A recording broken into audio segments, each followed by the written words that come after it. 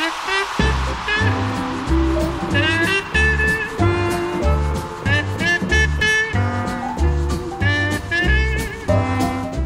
Dustin here, financial advisor with Jazz Wealth Managers, and today I want to talk about 4 ways that you lose against the stock market. Now, I always say that the stock market has recovered from every decline in history. 100% of the time, when it falls, it recovers. So how could you possibly lose, right? Shouldn't you be able to win over the long term? Well, you'd be surprised how us humans can mess things up. So today I'm going to give you 4 ways that I hope you can avoid where you will lose against the stock market. Number 1, as you could probably guess, is trying to time the market. Trying to guess when the market's going to stop going lower and start going higher. A great example would be the last 9 years. After about 5 years of the stock market moving higher, people started saying, okay, this is too far, too fast.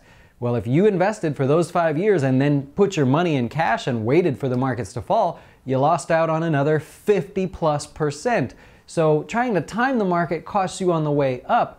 Also, trying to time the market on the way down could cost you as well. So think about the people on CNBC. They are making educated guesses. They're not dumb, they're very bright people, but they're essentially just giving you their opinion of what they think will happen.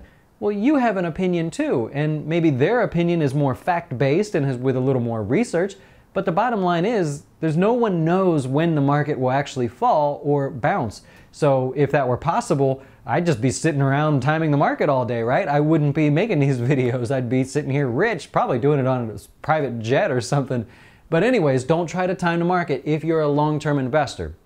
If you're a day trader or a short-term trader, then of course that's your job. You better get good at it. It's kind of like on ESPN when you watch during football season all morning on Sunday, everybody's just guessing. Well, because of this, this, and this, I think the Patriots are going to win. Or because the game's being played in Pittsburgh, I don't think that the other team's going to win. It's the same thing. Nobody really knows, but it makes for good entertainment and it keeps you engaged in what you think might happen. Number 2, panicking during the market's downturns. Like I just said, the market recovers 100% of every drop it's ever had. So if you have a long time until retirement, who cares if the markets fall? You keep adding. Shouldn't you see that as a discount? Yeah, you should. So if you know 100% of the time you will return to the price that you entered at, plus then some, then we really should get excited when the markets fall and not panic. So use that statistic.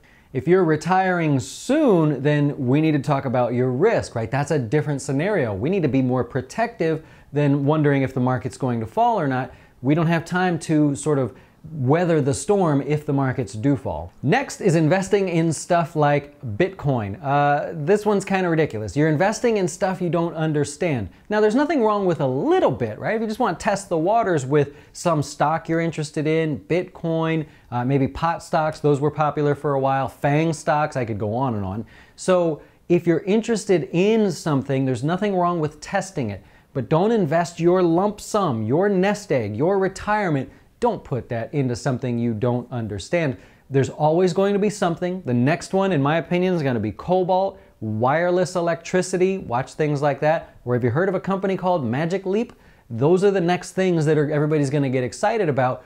Just make sure you understand it and don't bet the farm all on one thing. Number 4 is not investing for you. You take a lot of general advice from me and maybe some other people you see online, but you really need to invest for what you want to do. The answer may not be an index fund. The answer may not be, and probably not is, 25% growth in income. You get where I'm going with this. You need to invest for you. What are your specific goals? How much are you looking for? What does retirement mean to you, or whatever you're investing for?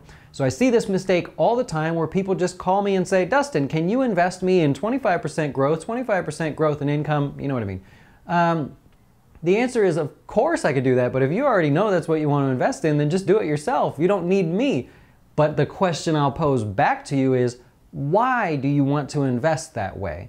And the answer always is, well, because that guy told me, right? Mr. Dave Ramsey. And that's okay as long as you know why you're investing. Do you know what type of returns that'll generate for you? Do you know what mutual funds you're going to choose and what those funds are going to cost you? If that's the case and you know the answer, then by all means, go ahead and do it. But if you need help investing, of course, I hope you'll check us out at Jazz Wealth. We don't invest in any way that costs you money. We use exchange-traded funds, and we always let our customers keep their account in their name. We never have access to your money. We only have access to manage your money. Take it, Satch.